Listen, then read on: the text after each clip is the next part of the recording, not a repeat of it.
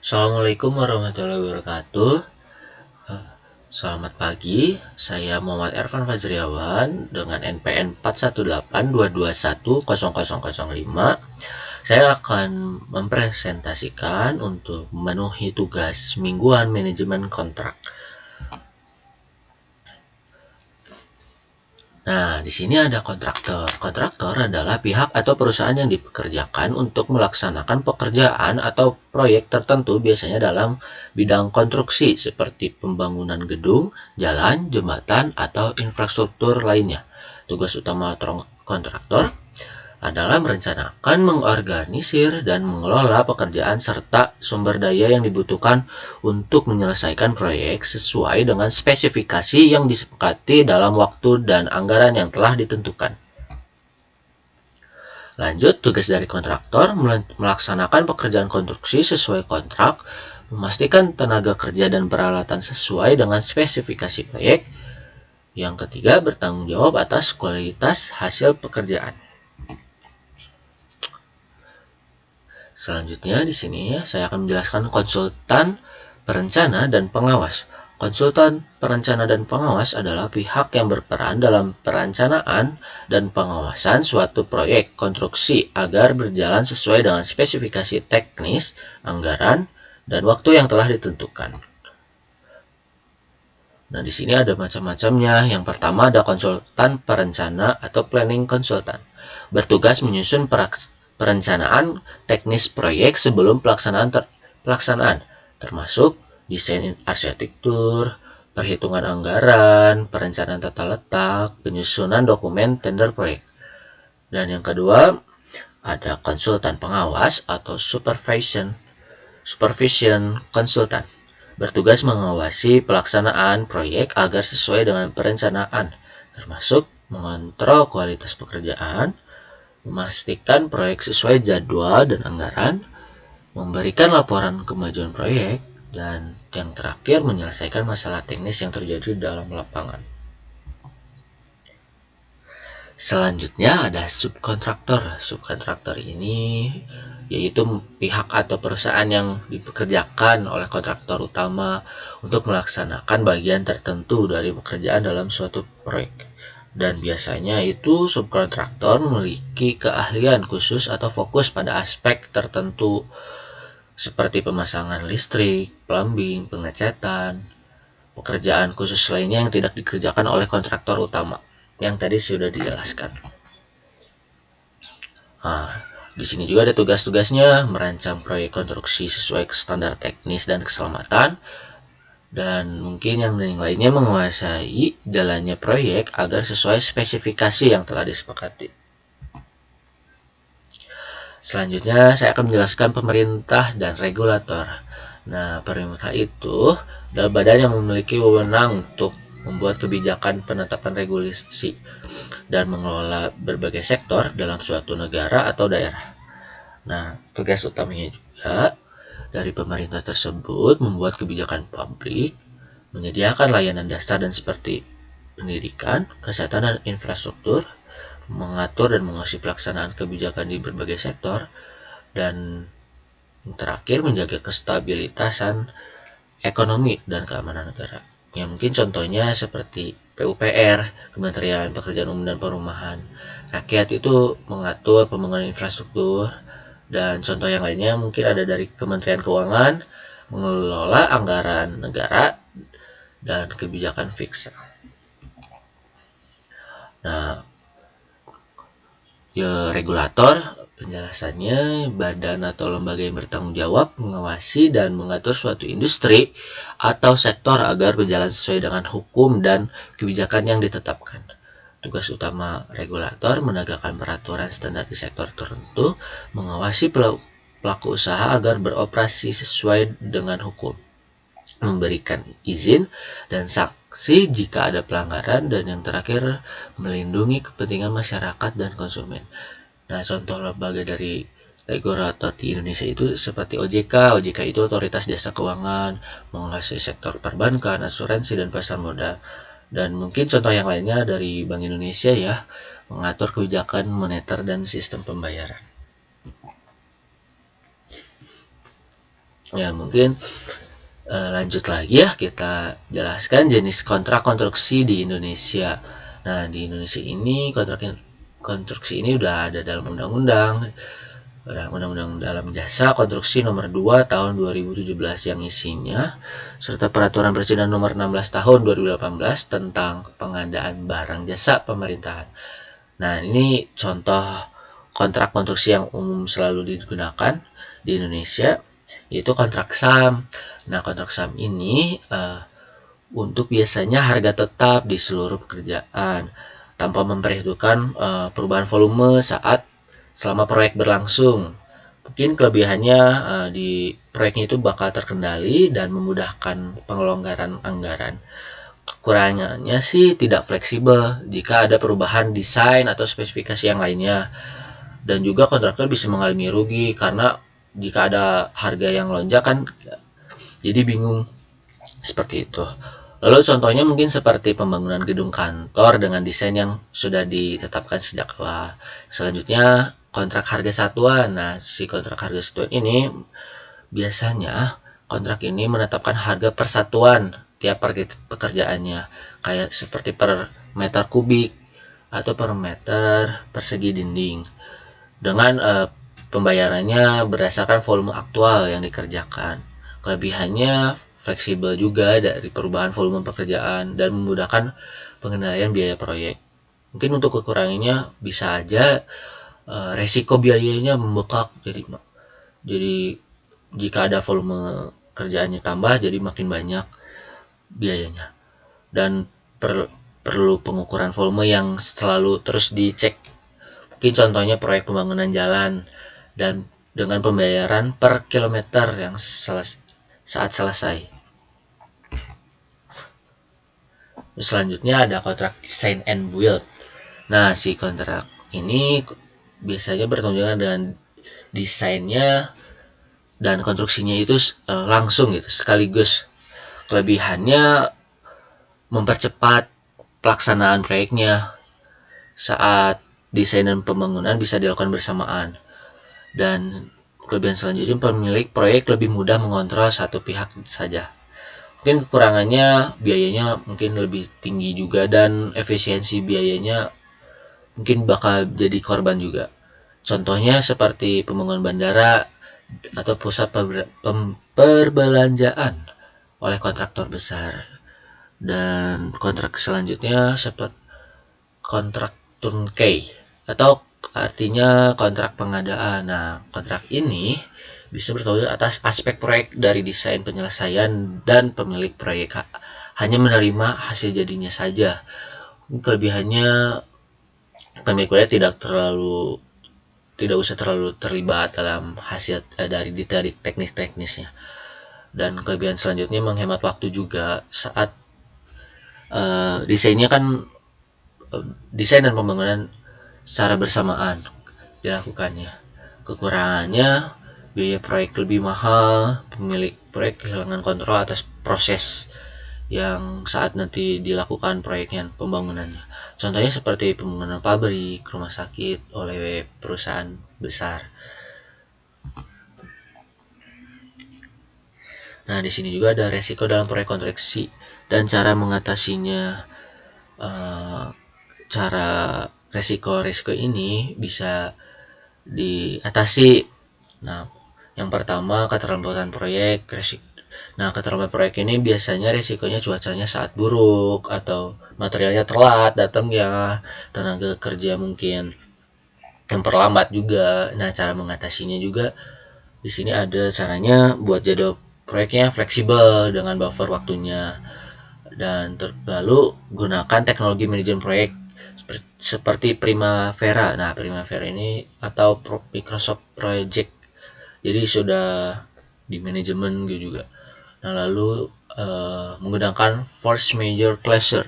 Nah, ini dalam kotak untuk mengantisipasi kondisi di luar kendali. Dan mengatasi selanjutnya itu evaluasi selalu tiap ada selesai gitu, ada evaluasi proses secara berkala. Mungkin selanjutnya ada resikonya itu kegagalan konstruksi atau building collapse. Nah, biasanya ini penyebabnya materialnya tidak sesuai gitu, rendah, tidak sesuai spesifikasi, lalu desainnya tidak sesuai juga, kesalahan, jadi gagal dalam pembangunannya. Dan penyebab selanjutnya mungkin karena pekerjaannya tidak sesuai K3 prosedur keselamatan kerjanya. Mungkin ini ada solusinya, kita harus selalu memakai barang atau material yang sesuai standar nasional ataupun bisa internasional, dan juga selalu ngecek barang, audit konstruksi secara berkala agar memastikan kualitasnya bagus. Lalu mungkin sesuai QC, kita harus selalu terapkan quality control agar memastikan sesuai memenuhi standar semua, dan mungkin berikan pelatihan kepada keselamatan kerja semua pekerjanya agar patuh terhadap standar keselamatannya. Yang selanjutnya mungkin ada yang ketiga ini, penyimpangan anggaran. Nah, resiko ini biasanya penyebabnya gara-gara desainnya tiba-tiba memerlukan tambahan biayanya, lalu harga bangunan melonjak, kesalahan juga dalam estimasi anggarannya. Solusinya mudah. Di sini kita harus selalu sebelum buat, kita harus membuat perencanaan juga anggaran yang secara realistis. Mungkin cari mempertimbangkan kemungkinan perubahan desainnya juga. Lalu kita harus membuat anggaran cadangannya juga agar tidak melonjak. Dan selanjutnya mungkin ada monitoring keuangan proyek secara berkala menggunakan software yang tadi saya jelaskan, dan juga negosiasi kontrak dengan supplier. Selanjutnya resiko kesalahan dalam kontrak. Nah, biasanya penyebabnya kontraknya tidak jelas, ini penyebabnya. Lalu kontraknya tidak mencakup sesuai resiko yang mungkin terjadi selama proyek berlangsung. Dan yang terakhir, tidak ada klausurnya saat mengatur mekanisme penyelesaian sengketa secara jelas. Solusinya ini adalah gunakan kontrak standar FIDIC atau referensi dari peraturan nasionalnya untuk memastikan kejelasan kontraknya. Lalu kita harus melibatkan ahli hukum juga dalam penyusunan atau review sebelum ditandatangani, dan juga pastikan kontrak mencakup semua penyelesaian sengketa. Dan yang terakhir, melakukan briefing juga sebelum lanjut ke semua pihak yang terkait.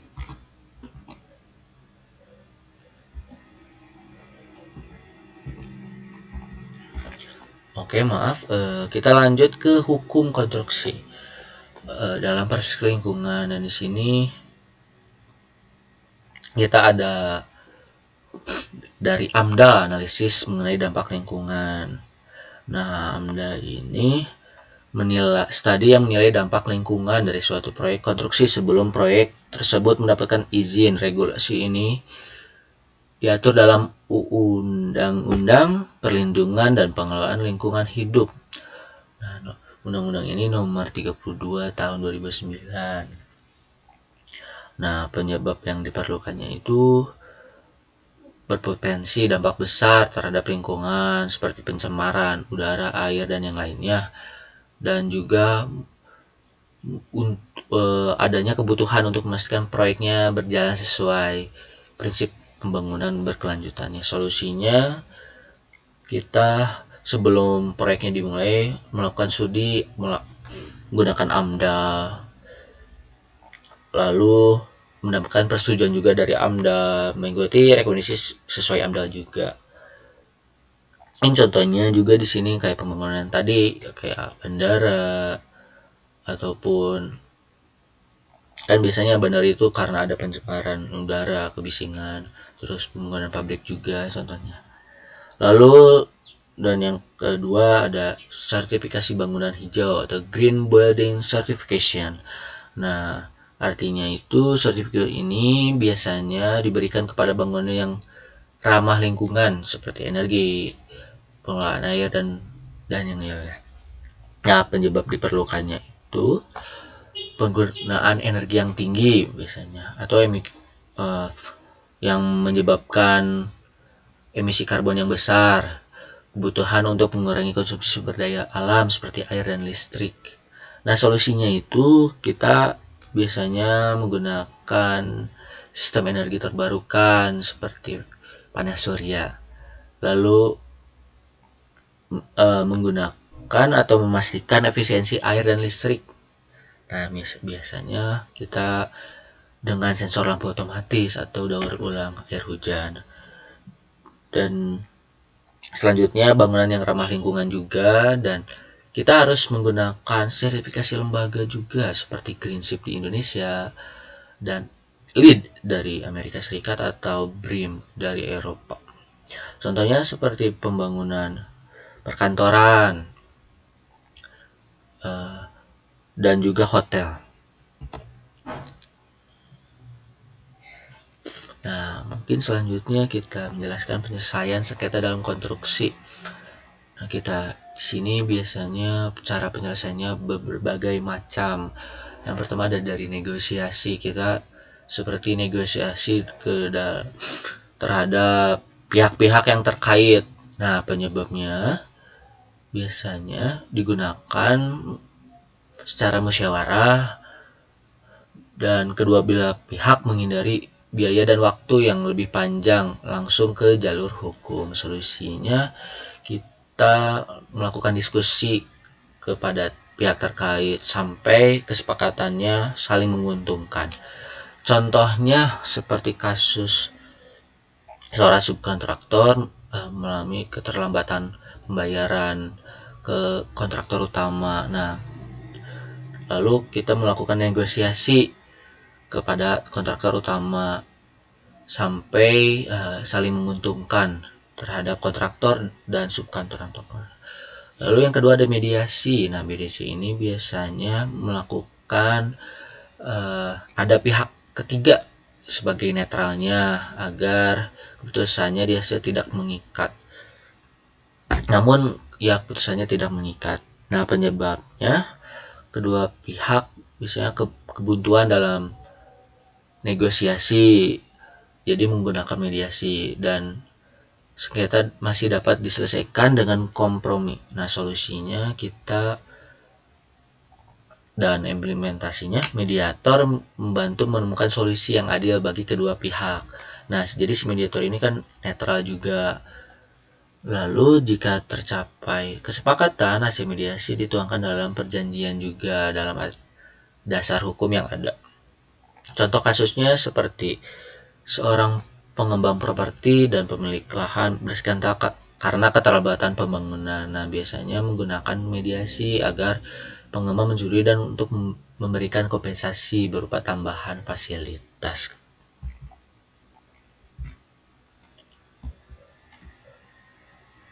Nah, selanjutnya kita akan menjelaskan regulasi hukum dalam era digital.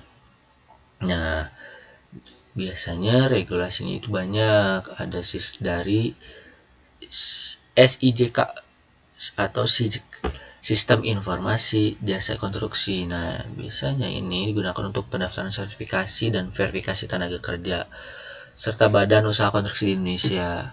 Biasanya ini diperlukannya agar permudah administrasi izin pada tenaga kerja dan transparansi dan akurasi data dalam industri konstruksi.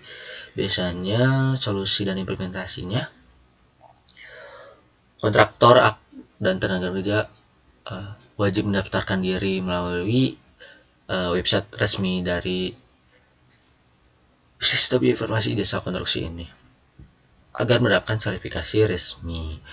Nah, contoh kasusnya seorang insinyur konstruksi yang ingin bekerja pada proyek pemerintah harus memiliki sertifikat keahlian yang didaftarkan melalui Sistem Informasi Jasa Konstruksi. Yang selanjutnya ada BIM, yaitu Building Information Modeling. Nah, BIM ini biasanya digunakan untuk merancang pembangunan, mengelola proyek konstruksi secara lebih efisien. Nah, biasanya untuk mengurangi kesalahan dalam desain perencanaan proyek. dan juga meningkatkan kolaborasi antara mungkin kontraktor, subkontraktor, atau arsitek insinyur dan yang lainnya. Ya, biasanya solusi dan implementasinya menggunakan perangkat lunak dari seperti AutoCAD, Revit, dan lain-lainnya. Selanjutnya, regulasi konstruksi di beberapa negara mewajibkan menggunakan BIM dalam proyek besar agar efisien. Contohnya seperti saat pembangunan jembatan, kita menggunakan BIM. Desainnya menggunakan AutoCAD agar mengurangi resiko kesalahan dan keterlambatan. Dan yang terakhir ada tanda tangan elektronik dalam kontrak konstruksi. Nah, biasanya ini untuk menandatangani kontraknya secara digital, jadi tidak perlu datang atau manual. Nah, biasanya agar mempermudah kontrak dan mengurangi resiko pemalsuan dokumen. Nah, solusinya kita menggunakan aplikasi Peruri Digital, Privy ID, dan atau DocuSign. Selanjutnya, biasanya regulasi ini ada undang-undangnya ITE. Pasalnya 11 mengakui tanda tangan elektronik sebagai alat bukti yang sah. Contohnya seperti jika kontraktor dan pemilik proyeknya jauh berbeda, jadi bisa melalui tanda tangan elektronik ini. Selanjutnya ada perkembangan tren hukum konstruksi di Indonesia. Nah, di sini ada peningkatan sertifikasi tenaga kerja konstruksi, biasanya PUPR yang tadi saya jelaskan, agar memiliki kompetisi sesuai standar nasional dan internasional.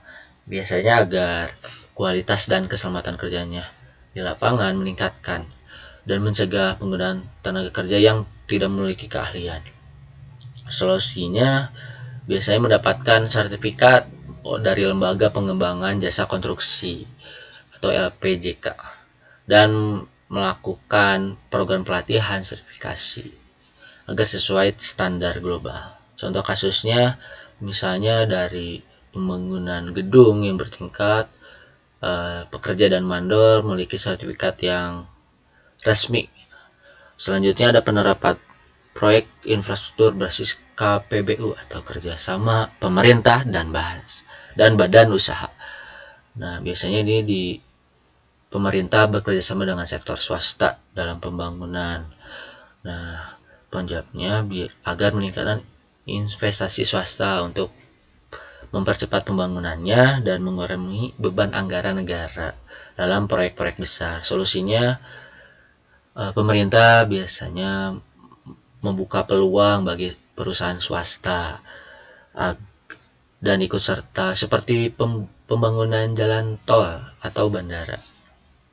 Dan regulasi ini biasanya mendukung KPBU seperti Perpres nomor 38 tahun 2015 tentang KPBU diperkuat untuk memberikan kepastian hukum bagi investor. Contohnya seperti pembangunan tol Trans Jawa. Oke, selanjutnya yang terakhir ada peningkatan pengawasan dalam proyek-proyek strategis nasional. Nah, biasanya ini untuk memastikan kepatuhan terhadap aturan atau regulasi, untuk menghindari juga potensi korupsi yang sekarang marak di tahun ini, dan penyimpangan dalam proyek besar. Memastikan proyek juga sesuai berjalan sesuai standarnya. Nah, biasanya solusinya ini dilakukan oleh Badan Pengawasan Keuangan dan Pembangunan atau BPKP dan KPK untuk melakukan audit pengawasan, dan regulasi ini diperkuat untuk memastikan proyek berjalan sesuai aturan. Contohnya seperti yang dari tahun lalu ada proyek pembangunan IKN, selalu benar-benar ketat perizinannya dan pengawasannya agar sesuai berjalan proyeknya itu sesuai hukumnya. Mungkin cukup sekian dari saya. Wassalamualaikum warahmatullahi wabarakatuh.